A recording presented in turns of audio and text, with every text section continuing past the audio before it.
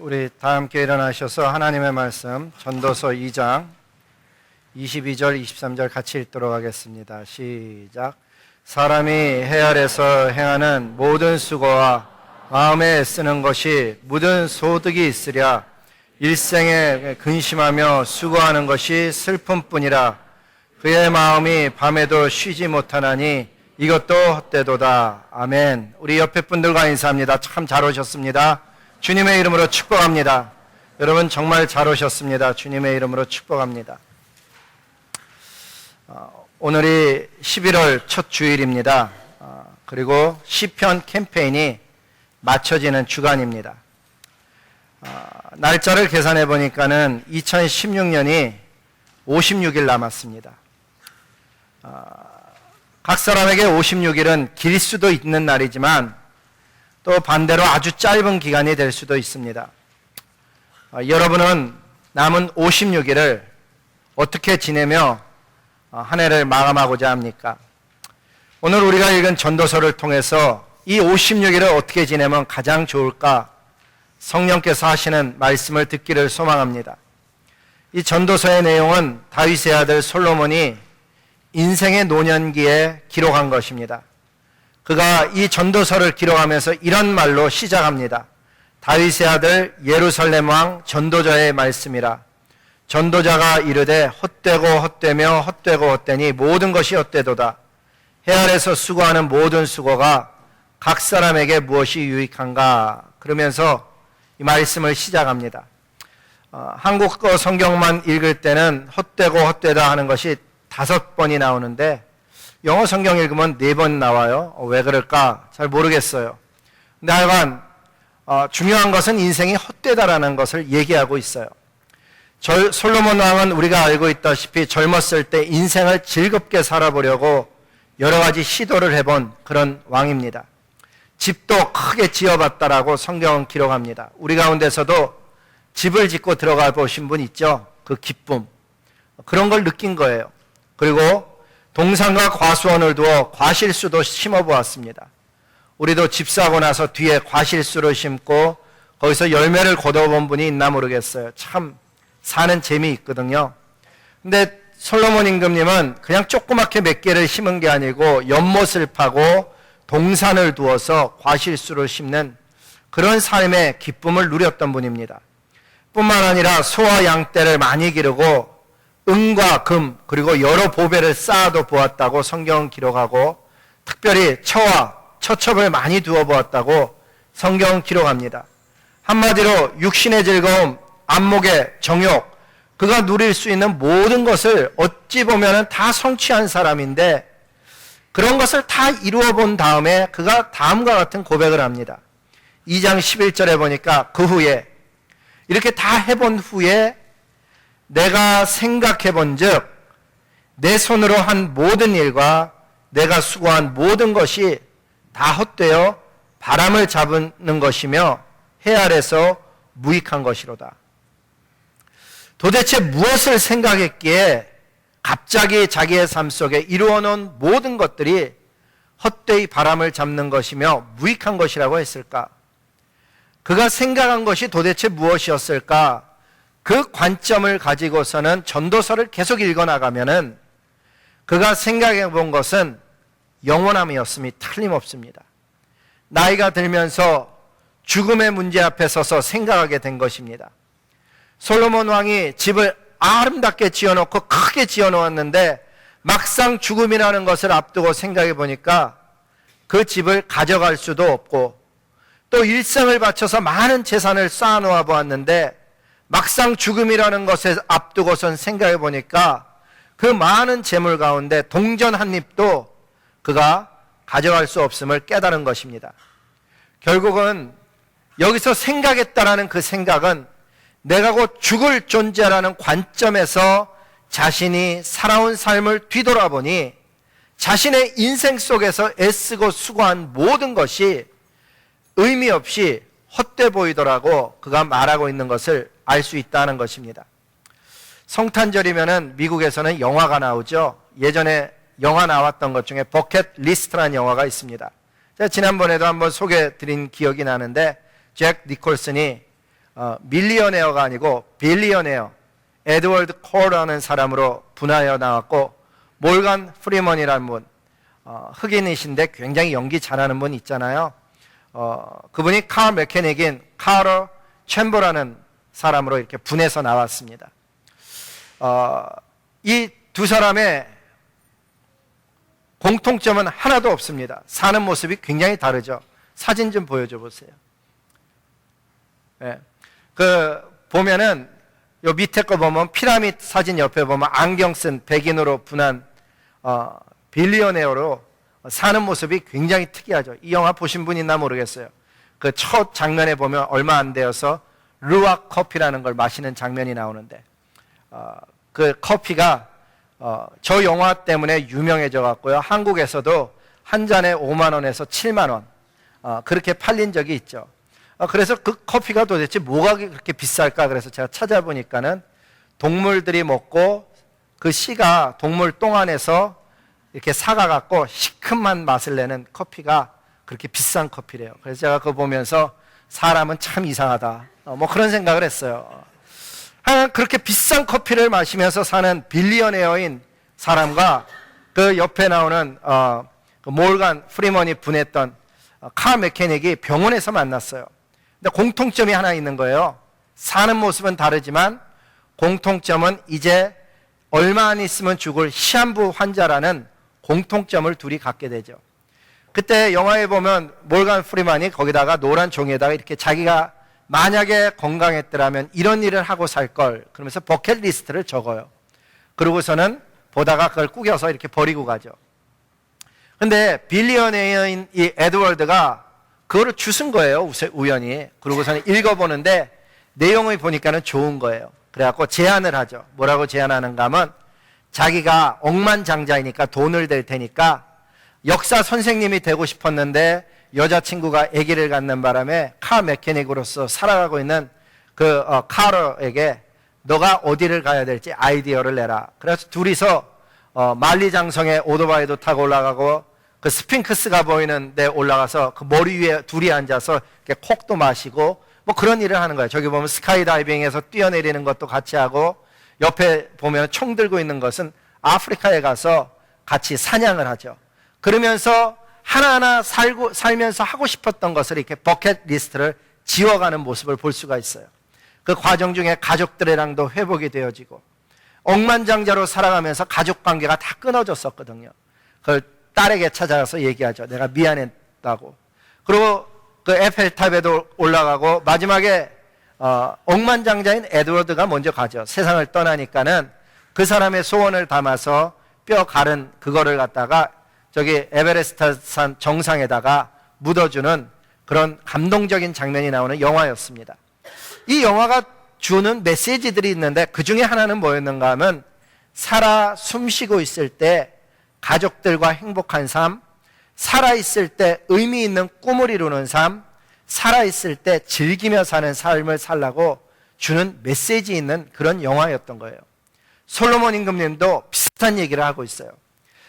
이 세상에 있을 동안에 단 하나도 가져갈 수 없는 이 세상 가운데 살아있는 동안에 즐거운 삶, 의미 있는 삶, 하나님 앞에 장차 만날 준비하는 삶을 살라는 메시지로 그 전도서를 쓴 것을 볼 수가 있습니다. 세 개의 줄기인 거죠. 그러니까는 즐거운 삶, 그리고 의미 있는 삶, 그리고 하나님을 만날 준비하는 삶을 살려는 거예요. 우리 가운데 당장 죽음을 앞둔 사람은 있지 않습니다. 그러나 우리 역시 어느 날인가는 하나님 앞에 서야 되는 인생들이고, 특별히 올 한 해를 56일 남겨두었을 때 아무도 57일 혹은 60일을 가진 사람은 없어요. 다 56일이라는 그 날을 가지고 있는데, 이 56일 동안에 나는 어떤 삶으로 한 해를 마감할 것이며, 이 한 해를 하나님 앞에 남은 기간을 어떻게 의미 있게 보내고 하나님 앞에 쓸 준비하는 인생을 살아갈 것인가 하는 것이 오늘 말씀의 주제가 되는 것입니다. 인생을 즐겁게 살라는 이야기를 들으면 우리는 몇 가지 드는 생각이 있습니다. 그런 생각 가운데 몇 가지는 이런 것이죠. 첫째는 어떻게 사는 것이 정말 즐거운 삶인가? 즐거운 삶이 도대체 뭔가 하는 그 즐거운 삶에 대한, 인생에 대한 이야기를 생각하게 되고, 또 하나는 즐겁게 살라는 것과 의미 있는 삶은 같이 갈 수 있는 것인가 하는 질문을 갖게 되죠.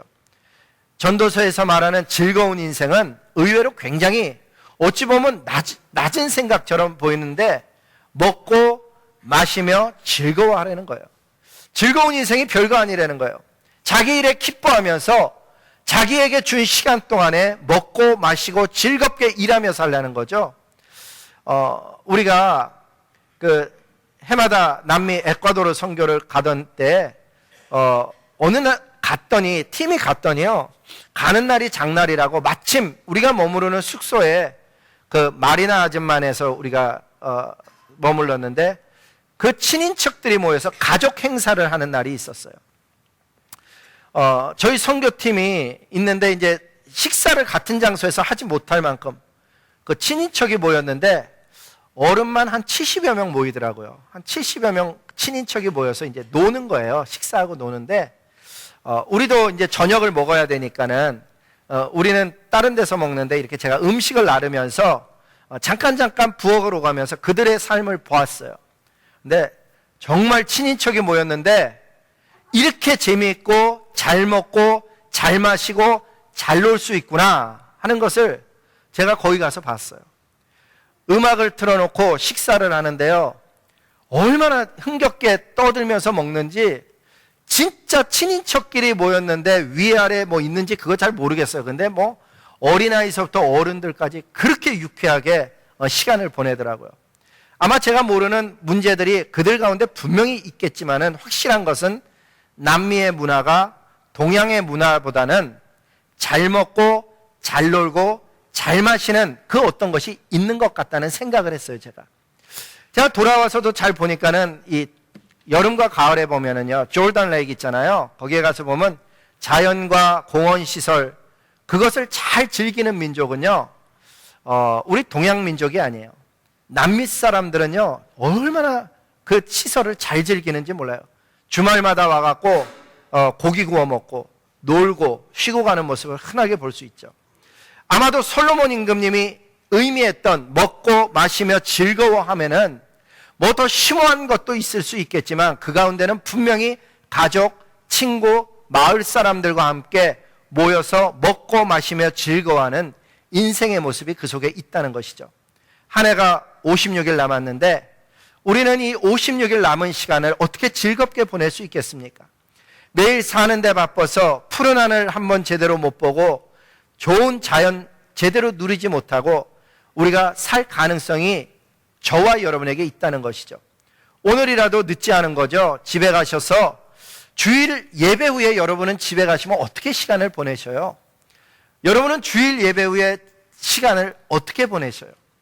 사람마다 다 좋은 시간들을 나름대로 갖고 있겠지만 그 중에 하나는 온 가족과 함께 하나님께서 주신 자연, 특히 가을에는 여름에도 못하고 겨울에도 못하는 그 자연을 즐겨볼 수 있기를 정말 소망하는 거죠. 특별한 시간을 내고 여가를 내고 돈을 많이 들여서 하는 어떤 활동은요, 어떤 의미에선 진정한 쉼과 행복의 시간이 안 될 수도 있어요. 진짜 행복은요, 작은 것에서 일어나는 것을 우리가 알 수가 있죠. 예를 들면은 뭐 저녁 식사 후에 이 가을에는요, 얼른 설거지 마치는 거 도와주고 같이 온 가족이 걷기만 해도 그 아름다운 자연 때문에, 맑은 공기 때문에 상쾌한 그 온도가 얼마나 좋아요. 가을 요즘 같으면 괜히 나가보면 뛰어보고 싶은 뭐 그런 온도잖아요. 이럴 때 그 온 가족이 함께 걸음으로 인해서 좋은 추억을 남기는 시간을 만들 수도 있겠다 생각이 되어집니다. 오늘 우리가 읽은 전도서 말씀 다시 잘 읽어보면 이렇게 되어 있어요. 사람이 해 아래서 행하는 모든 수고와 마음에 애쓰는 것이 무슨 소득이 있으랴. 일평생에 근심하며 수고하는 것이 슬픔뿐이라. 그의 마음이 밤에도 쉬지 못하니 이것도 헛되도다. 다 그런 건 아니지만 어떤 사람은 밤에도 마음이 쉬지 못하는 그런 일들을 겪고 살죠. 소망하기는 오늘 이 자리에 앉아 계신 모든 분들과 이 메시지를 듣는 모든 그리스도인들의 삶 속에 수고와 애씀, 근심과 슬픔을 넘어서서 하나님께서 허락하시는 즐거운 삶, 먹고 마시며 하나님 안에서 유쾌하게 사는 삶들이 남은 2016년에 56일 동안에 더 풍성해지기를 주님의 이름으로 축복합니다. 두 번째는 의미 있는 삶을 좀 얘기해야 되죠. 오늘 전도서의 말씀 다시 읽어보면요, 먹고 마시며 즐겁게 사는 것만큼이나 중요한 것이 뭔가 하면 의미 있는 삶을 살라고 강조하고 있는 것을 볼 수가 있죠. 사실 먹고 마시며 즐겁게 살라는 말씀 들으면 저를 포함한 많은 대부분의 그리스도인들은요, 그게 편한 얘기가 아니에요. 즐겁게 살아라가 좋으면서 이상하게 편한 얘기가 아닌 거예요. 왜 그런가? 왜 내 마음속에 즐겁게 살라 그러고 평안하게 살라 그럴 때 평안하지가 않나 생각해 보면요, 두 가지 생각 때문인 것 같아요. 하나는 내가 이렇게 계속 평안하게 잘 살아도 되나 하는 질문이 있어요. 왜냐하면 우리가 어려서부터 들은 말씀은 이런 말씀이거든요. 같이 한번 읽어볼까요? 디모데후서 1장 8절인데 시작. 오직 하나님의 능력을 따라 복음과 함께 고난을 받으라. 제자 양육을 받은 사람들은 전부 이런 말씀을 묵상하고 암송하면서 자라갔고요, 즐겁게 인생을 살아라. 그럼 뭔가가 조금 불편해요. 왜 그런지 모르겠어요.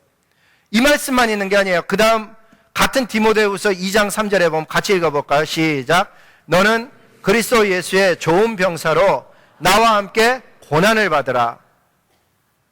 그리스도의 좋은 군사 되기를 다 소망하며 살아왔거든요. 하나님의 능력을 따라 복음과 함께 고난받아야 된다고 생각하며 살았기 때문에 즐겁게 살아라, 먹고 마시며 즐거워해라, 이런 말을 들으면 뭔가가 잘 안 맞는 느낌이 든다는 거예요. 이렇게 살아도 될까? 내가 지금 내 삶 속에 거의 고난이 없는데, 이렇게 평안히 살고 있는데 이렇게 계속 살아도 되는 것인가 하는 질문이 어느 한쪽에 있다는 거예요. 그런데요, 살다 보면 또 다른 것도 생겨요. 그게 뭔가 하면 정반대의 이야기가 있죠. 우리가 어려서부터 들은 얘기는, 그리고 배운 말씀은 다음과 같은 말씀이에요. 신명기 28장 1절에 보면 내가 내 하나님 여호와의 말씀을 삼가 듣고 내가 오늘 내게 명하는 그 모든 명령을 지켜 행하면, 다시 얘기하면 하나님 말씀 듣고 그 말씀대로 살면 하나님께서 너를 세계 모든 민족 위에 뛰어나게 해주실 것이다. 뿐만 아니라 내 하나님 여호와의 말씀을 내가 청정하면 모든 복이 내게 임하는데 성읍에서도 복을 받고 들에서도 복을 받고 자녀도 복을 받고 토지의 소산과 심지어는 짐승의 새끼까지도, 광주리와 떡반죽 그릇과 들어와도 나가도 복을 받는, 복받는 인생을 살게 될 것이다 얘기를 하죠.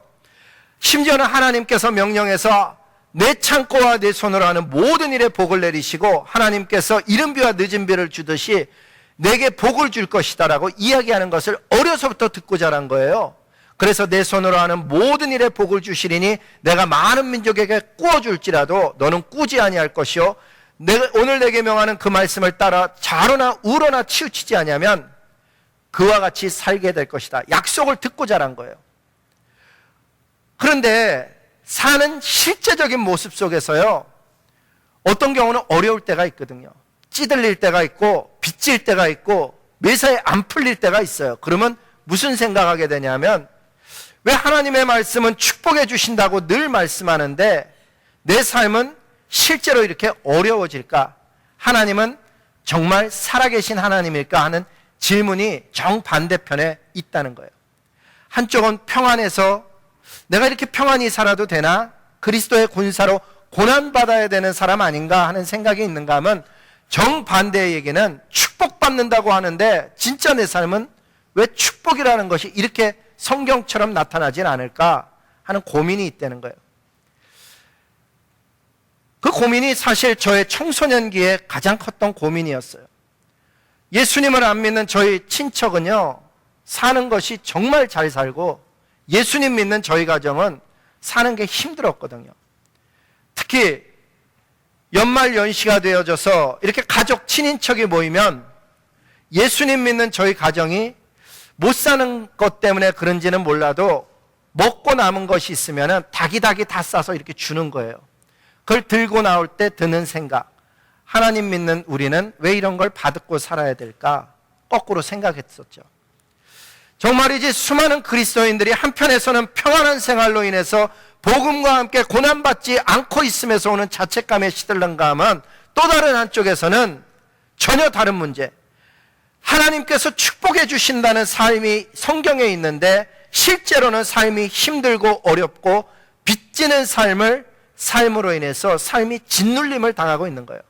자책감 아니면 짓눌림 사이에 있는데, 성경에서 얘기하는 이야기, 즐겁게 살아라, 그러면서 의미 있는 삶을 살아라가 가능하냐 하는 얘기예요. 정말로 즐겁게 살면서도 의미 있는 삶, 다른 얘기로 하면 복음과 함께 고난도 받고 그리스도의 좋은 군사도 되고, 그러면서 세상 가운데서도 나누며 베푸는 그런 삶을 살아내는 것이 성경이 진짜 가르치고 성경에서 가능하다고 하는 것인가 하는 질문이 생기는 것이죠. 성경의 내용을 잘 읽어보면 가능하다는 거예요. 어떻게 할 수 있냐?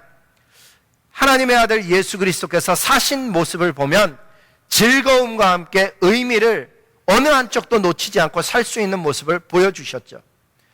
예수님, 그분 당신 자신은 이 땅에 죄로 인한 인류를 구원하기 위해서 이 땅에 보내어진 인생이었습니다.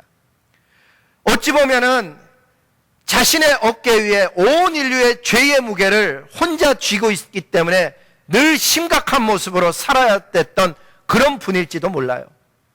자신이 구원하겠다고 온 그 사람들이 뺨을 때리고 채찍질하고 가시관을 씌울 때 그분의 사는 것의 모습 속에는 어쩌면 즐거움이란 찾아볼 수도 없을, 왜 이 세상은 이렇게 죄로 물들었을까? 심각한 모습이 그분의 전체 삶을 뒤덮었어야 될 것 같은데 전혀 그렇지 않다는 거예요. 제가 1:1 제자양육 할 때 어떤 분이 저한테 이 마태복음 11장 19절 말씀을, 제가 그분한테 그랬거든요. 이제 예수님 믿고 그러셨으니까 술, 담배 끊고 예수님 잘 믿으셔야죠. 그랬더니 그분이 어디서 주워 들었는지 모르는데 목사님 이 말씀에 보면, 그러면서 얘기하는 거예요. 이 말씀 아세요? 인자는 와서 먹고 마시기를 보라, 먹기를 탐하고 포도주를 어떻다고요? 즐기는 사람이요. 저는 예수님의 제자로서 술을 즐기고 있습니다. 뭐 이러면서 그 제자 양육 때 얘기를 하더라고요. 어쨌든 예수님의 모습은요, 어두운 모습이 아니고요, 사람들이 봤을 때 먹기를 탐해 보일 정도로 잘 먹는 분이셨어요. 이제 그 십자가 위에서 돌아가실 분이시라는 거 본인이 알고 계셨거든요. 처음부터 얘기했어요. 내가 온 세상의 죄짐을 지고 갈 어린 양으로 이 땅에 왔다는 걸 알고 계셨거든요, 본인은. 그런데 그것 때문에 식사를 못 하시고 바싹 말라가는 모습으로 살았다는 게 아니에요. 얼마나 잘 드셨는지 먹기를 탐할 정도라고 사람이 보았어요. 뿐만 아니라 포도주를 즐기는 분이셨어요. 그리고 세리와 죄인의 친구라다 이렇게 되어져 있지만 다른 성경에 보면 창기들과도 앉아서 얘기를 쉽게 하셨어요. 우물가의 여인과도 이야기를 쉽게 할 정도로 굉장히 유쾌하고 밝고 장벽 없고 그런 삶을 사시는 분이셨어요. 우리가 그리스도인으로서 세상의 복음화의 사명을 가지고 있다는 거 다 알고 있죠. 그렇다고 해서 늘 심각하고 어둡고 남들과 어울리지도 못하는 그런 삶을 살아야 하는 것이 아니라는 것을 예수님이 보여주신 것이죠. 각자에게 주어진 사명으로 인해서 심각해져야 될 때도 있지만 동시에 하나님께서 주신 일상의 삶을 즐거워하며 감사하며 기뻐하며 즐길 줄 아는 삶도 살아야 된다는 것을 성경은 우리에게 일관되게 보여주고 있는 것을 보게 됩니다. 그래서 전도서 3장은 이런 이야기를 합니다. 3장 12절 같이 읽어볼까요? 시작. 사람들이 사는 동안에 기뻐하며 선을 행하는 것보다 더 나은 것이 없는 줄을 내가 알았도다. 이 말씀에 보면 행복해하는 삶, 기뻐하는 삶, 그러면서도 주변 사람들에게 좋은 선을 행하는 삶, 다른 얘기로 하면 의미 있는 삶을 살아낼 수 있다라고 보는 것이고 그것이 좋은 삶이라고 성경이 가르쳐주고 있어요. 전도서 3장 22절도 비슷한 얘기를 합니다. 같이 읽어봅시다. 시작. 사람이 자기 일에 즐거워하는 것보다 더 나은 것이 없음을 보았다. 자기 일에 즐거워하는 삶. 자녀가요, 공부를 하는데 공부를 재밌게 하는 것을 보면 부모의 마음에 기쁨이 있어요. 근데 그 공부하면서 어려워갖고 쩔쩔 매는 모습 보면 부모의 마음도 힘들거든요. 근데 자녀라고 생각할 때 우리가 하나님의 자녀잖아요. 하나님이 우리를 세상 가운데 구원하시면서 내가 예수 그리스도와 너의 인생을 맞바꾼 가치 있는 인생이다라고 말씀하시는데 세상을 살아가는 우리의 모습이 즐거워하며 하나님께서 맡긴 사명뿐만 아니라 하나님께서 맡기신 모든 일들에 대해서 기뻐하며 즐거워하며 감사하며 하는 것을 아버지 하나님도 그런 모습을 보실 때 기뻐하신다는 거예요. 이 세상에 우리가 살아갈 때 즐거우면서도 의미 있는 삶을 하나님을 위해서 사는 삶, 그것이 얼마나 아름다운 삶인지, 이 세상 가운데 만물의 피조물들 가운데 유일하게 하나님을 위하여서 찬양할 수 있고 섬길 수 있고 복음 전할 수 있는 그 놀라운 사랑을 입은 저와 여러분이 이 땅에 사는 동안에 즐거워할 뿐만 아니라 기뻐하며 의미 있게 사는 것, 하나님께서 원하시는 일이고 살라고 격려하시는 일인 줄로 압니다. 마지막은 그러한 삶, 즐거워하고 의미 있는 삶뿐만 아니라 하나님을 만날 날을 준비하며 살라고 전도서 기자는 얘기해요. 전도서의 전체 흐름은요, 즐겁게 먹고 마시고 즐거워할 뿐만 아니라 의미 있는 삶을 살고 그 모든 과정 중에 한 가지 잊지 말래요. 그게 뭔가 하면 11장 9절 말씀에 보면 이렇게 얘기를 해요. 그러나 하나님이 이 모든 일로 인하여 말미암아 너를 심판하실 줄을 알아라. 여기서의 심판은 잘잘못을 이야기하는 것도 있고 상급 심판도 포함되는 것이죠. 따라서 저와 여러분이 이 세상에서 먹고 마시며 즐거운 삶을 살 때 그 즐거움 속에서 하나님을 마음에 두지 아니하면 우리는 거룩한 삶을 살아낼 수가 없습니다. 그래서 전도서 기자는 그런 얘기를 한 거예요. 뭐든지 마음에 원하는 길과 눈에 보이는 대로 너가 젊은 날에 쫓아 행하지만, 마음에 원하는 길, 눈에 보이는 것을 젊은 날에 쫓아 행하지만 그 모든 일에 대해서 마지막 날에 하나님께서 심판하실 것을 알고 살라고 경고하신 것이죠. 이제 2016년이 56일 남았다고 그렇게 말씀드렸습니다. 그 56일 동안에 세상에는 어떤 날들이 있나 달력을 한번 들춰봤어요. 그랬더니 베터런스 데이가 11월 11일 날 있어요. 이 나라를 위해서 목숨 바친 사람들, 그런 사람들을 기억하는 날이죠. 자기 나라를 위해서 삶을 바친 사람들을 기억하는 날이 그 안에 들어가 있어요. 하나님 나라를 위해서 목숨 바친 사람들의 이야기는 없지만 어느 날 우리가 하나님 나라에 가면 그분들의 얼굴을 보며 그분들이 얼마나 아름다운 상급을 받고 살아가는가 보게 될 것이죠. 11월 24일 추수감사절이에요. 추수감사절 세상에서 지키는 이유와 우리 하나님 믿는 사람이 지키는 이유가 약간 다르죠. 근데 우리는 그냥 그리스도이니까 우리 얘기만 한다 그러면 한 해 동안에 하나님이 내 삶 속에 주신 것을 감사하는 날이 11월 24일 날 들어가 있어요. 12월 11일, 잘 모를 거예요. 성서주일이 있어요. 우리에게 이렇게 성경이 전해 내려오기까지 수많은 사람들의 수고와 헌신이 들어갔던, 그래서 우리는 그 말씀을 어떻게 지키며 살아가야 될까를 기억해 하기 위해서 주어졌던 성서주일, 아무도 지금은 안 지키는 그런 날들이 사실은 들어가 있어요. 그 다음에 동지가 12월 21일이에요. 그리고 12월 25일 성탄절이 들어가 있어요. 올해 성탄절은 주일입니다. 이런 날들을 보면서 생각한 것은 무엇인가 하면 오늘이 11월 첫 주잖아요. 11월을 감사의 달이라 그러거든요. 맞아요. 그 안에 추수감사절이 있어서 하나님께서 한 해 동안 내 삶 속에 동행해 주시고 공급해 주셨던 것에 대한 감사를 드리는 절기가 들어가 있고요. 성탄절은 온 세상을 구원하시고자 아들 예수 그리스도를 보내주신 그 하나님의 사랑에 감사하는, 하늘 높은 보좌를 버리시고 이 땅에 오신 것에 대해서 감사드리는, 기념하는 절기가 들어가 있죠. 딱 그날이 태어난 날이라서가 아니고 그런 의미를 지키는 날이라는 거예요. 그러니 먼저는 하나님께 감사의 예물을 드려야 될 거예요. 근데 성경을 잘 읽어보면 하나님은 받으시는 예물이 말이에요, 하나님은 영이시니 육체를 갖고 있지 않아서 물질을 필요로 하지 않아요. 근데 예물을 받는 이유가 뭔가? 그 예물 속에 우리의 정성과 마음과 경외함과 하나님을 사랑함이 표현되기 때문이죠.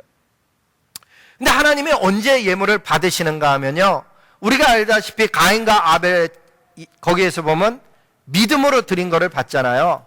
근데 성경을 잘 읽어보면 감사의 예물은요, 믿음 외에 또 한 가지가 포함이 되는데 그게 뭔가 하면 주변에 가난하고 힘들고 어려운 사람을 돌보면서 하나님께 드린 것을 받으시지, 주변 사람을 안 돌보고 종교적으로 하나님께 드린 것에 대해서는 하나님께서 별로 그렇게 언급하고 계시지 않는 것을 볼 수가 있죠. 신명기서에 보면 그것을 이렇게 가르쳐 줬어요. 16장 17절 같이 한번 읽어보겠습니다. 시작. 각 사람이 내 하나님 여호와께서 주신 복을 따라 그 힘대로 드릴지니라. 아멘. 여기서 색깔을 제가 약간 다르게 해봤는데, 각 사람이 그 힘대로 드릴지니라. 이게 이제 한 문장으로 제가 만든 거예요. 각 사람이 그 힘대로 드릴지니라. 우리가 똑같은 금액을 드리는 게 아니고요. 어떤 사람은 2렙돈, 아주 적은 돈을 드릴 수밖에 없는 사람도 있어요. 근데 어떤 사람에게 있어서는 그것보다 훨씬 많은 것을 드려도 그것은 힘대로 드리는 것이 아니고 형식으로 드리는 게 될 수가 있죠. 우리가 주님 앞에 매주일 헌금을 드리는데 아무도 쳐다보지 않아요. 아무도 내란 얘기 안 해요. 아무도 걷지 않아요. 그런데 왜 저렇게 하는가 하면은 하나님과 자신의 신앙생활 속에서 하나님 받으시라고 드리는데 종교적으로 드리지 않는 것을 훈련하기 위함이에요. 종교적으로 드린다는 얘기는요, 습관적인 거고 정해져 있는 거예요. 제가 우리 EM 학생들한테 저번 때 그렇게 얘기했어요. 어릴 때 미국에서 자라면은 국민학교 애들을요, 교회 가면은 엄마들이 주일학교 갈 때 1불씩 주거든요. 그러니까 어릴 때 1불 갖다 내는 거예요. 중고등부 때도 1불 갖다 내고. 대학생 돼서 얼마 낼 것 같아요? 비슷해요. 1불 갖다 내요. 근데 대학생들 사는 삶을 보면 참 특이해요. 스타벅스 같은 거는 몇 불씩 주고 착착 마시는데 하나님께 드리는 것은 굉장히 아무 생각 없이 그렇게 드리는 거예요. 저번 때 제가 언젠가 말씀드렸잖아요. 예배를 드렸는데 50몇 명이 예배를 드렸는데요. 그날 헌금 박스를 갖다 놓질 않았고 예배가 끝났는데 그 자리에 있었어요. 그래서 제가 헌금 박스를 들어다가 재정부에다 갖다 줬거든요. 그러고 나서 혹시나 제가 어떻게 중간에서 이렇게 뭐 하면 안 되잖아요. 그래서 금액을 물어봤어요. 오늘 토탈 얼마 나왔어요? 근데 그렇게 많이 안 나왔어요. 50불도 안 돼요. 그러니까 그 중에는 또 안 드리는 학생도 있는 거예요. 하나님 앞에 예배를 드리는데 어릴 때서부터 배우기를 그냥 그렇게 형식적으로 드리는 걸 배우다 보니까 어른이 되어서도 $1 신앙이 되기가 쉽다는 거예요. 제가 부탁드리는 것 중에 하나는 저 예배 와갖고 뒤에서 뒷주머니에서 꺼내갖고 거기서 드리지 마세요. 가리키는데 못 들으시고 하시는 분은 괜찮아요. 근데 듣고는 하지 마세요. 그렇게 뒷주머니에서 꺼내서 주는 것은요, 우리가 식당 가서 팁 줄 때 그렇게 하고요, 낮은 사람한테 줄 때 그렇게 하는 거예요. 진짜 그분이 내 인생의 주인이시고 내 삶을 다스리시는 분이고 내가 찬양 드릴 때 왕이신 하나님이라 내가 찬양 드리고 있는 분이라 그런다 그러면 그분에 대해서 그렇게 대하면 아니 되는 것이죠. 근데 더 중요한 게 있다는 거예요. 그게 뭔가 하면은 그 다음 구절이에요. 14절 말씀에 보면 절기를 지킬 때 너와 내 자녀와 노비와 성중에 거하는 레위인과 객과 고아와 과부와 함께 즐거워하면서 하나님께 드리는 거예요. 무슨 얘기예요? 옆에 사람은 힘들고 어렵고 굶어 죽게 생겼는데 나는 감사하다고 하나님 앞에 드리는 것, 거기에 대해서 하나님 생각하고 계시다는 거예요. 올 한 해도 우리가 한 해를 마감하기 전에 분명히 가난한 사람 돕자 그럴 테고 하나님 앞에 절기를 지킬 때 어려운 사람 돕자고 교회에서 아마 그런 거 권하게 될 거예요. 그럴 때 꼭 기억하세요. 형식적으로가 아니고 하나님이 예물을 받으시는데 그냥 받으시는 분이 아니고 내 주변에 힘들고 어려운 사람들을 돌보면서 드리는 예물을 하나님이 기뻐하시는 것이지, 하나님은 돈을 필요로 하는 분이 아니시다라는 것을 우리가 다 함께 인정할 뿐만 아니라 실제로 그렇게 하나님을 대해야 된다는 사실이죠. 하나님께서 우리에게 남은 시간을 이제 한 해를 마감하는데 56일에 날짜를 줬고 누구도 60일 또 다른 사람 70일 준 사람 한 명도 없습니다.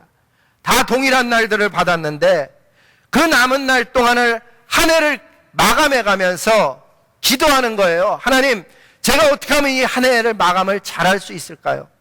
어떻게 어떻게 하면 절기 속에서 가난하고 힘들고 어려운 사람들을 도우며 남은 기간 동안에 즐겁게 살 뿐만 아니라 유익하게 살고 유익할 뿐만 아니라 주님 만날 날을 준비하며 사는 그런 남은 기간이 될 수 있을까요? 하나님 앞에 우리 스스로를 살펴보지 않으면 얼마나 시간이 빠르게 가는지 금방 한 해의 마지막이 우리 눈앞에 오게 된다는 거예요.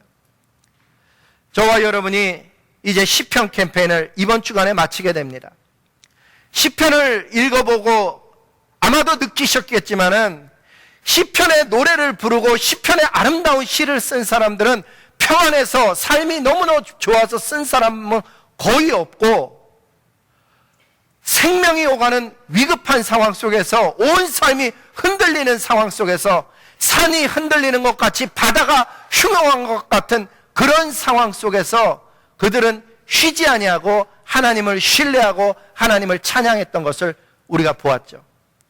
그 캠페인 속에서 배운 것은 하나님을 찬양한다는 것은 환경의 영향을 받고 하는 것이 아니고 변함없이 하나님을 사랑하며 섬기며 의지하며 소망을 하나님께 두어야 사는 것이구나.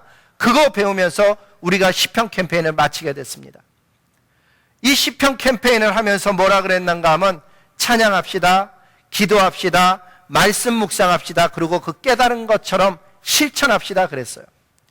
그것을 도와주기 위해서 성경 공부를 해왔고, 오늘도 성경 공부의 제목은 믿음으로 실천하기. 어떻게 내가 삶을 믿음으로 실천하며 살아갈 것인가를 또 다루게 되죠. 올 한 해가 이제 얼마 안 남았는데 내 실천할 것을 버켓 리스트를 만들어 보는 거예요. 56일 동안에 나는 마지막 이 한 해를 어떻게 잘 마감을 할까? 혹시나 내가 감사해야 되는 사람이 있었는데 잊어버린 그런 사람은 있지 않은가? 고등학교 때 선생님 잊어버렸죠? 그분한테 보내면 받을 수나 있나? 이런 생각 해보는 거예요. 대학교 때 그렇게 나를 도와줬던 선생님 카드라도 한 장 보낼 여유가 있을까? 생각해 보는 거죠. 이제 남은 56일 동안에 즐거운 삶, 의미 있는 삶, 그리고 하나님을 만나뵐 삶을 저와 여러분이 잘 준비해서 하나님 앞에 가서 이 한 해를 마칠 때 송구영신 예배 때 하나님 앞에 감사의 기도, 한 해 동안에 동행하신 그 하나님을 진정으로 찬양하는 기도, 그런 시간들이 우리의 마지막 송구영신 때 있기를 소망한다는 거예요. 늘 보면 한 해를 마감할 때 한번 생각해 보세요. 한 달 동안 한 번도 전도 안 하잖아요. 우리 삶이 얼마나 바쁜지 1년 동안 그 누구에게도 복음 한번 전하지 않으면서 매년을 그렇게 살아갈 가능성이 얼마나 많은지 몰라요. 그래서 의도적으로 계획을 짜는 거예요. 남은 56일 동안에 누군가에게 복음을 전해보기, 누군가 힘든 사람을 도와주기, 하나님 앞에 감사하기. 그렇게 한 해를 마친다면 이 한 해는 그냥 가는 한 해가 아니고 즐겁고 의미 있고 하나님 앞에 설 준비하며 살아가는 복된 한 해가 될 줄로 믿습니다. 그런 복을 누리시기를 주님의 이름으로 축복합니다. 우리 기도하시겠습니다. 만왕의 왕 되신 아버지 하나님, 주님께서 제 마음속에 주신 생각 정리하고 말씀 잘 적어서 그대로 선포하였사오니 이 말씀이 떨어진 심령들마다 30배, 60배, 100배 결실을 맺게 하셔서 이 땅에 사는 동안 하나님 안에서 즐거워하며 기뻐하며 의미 있게 살며 하나님 만날 준비하며 살아가는 하늘의 자녀들 다 될 수 있도록 은혜 허락하여 주시옵소서. 이제 한 해가 56일 남았는데 이 56일이 의미 있게 되고 뜻있게 되고 가치 있게 되고 즐겁게 되기를 소원하옵고 살아계신 주 예수님 이름으로 감사하며 복을 빌며 기도드렸습니다. 아멘.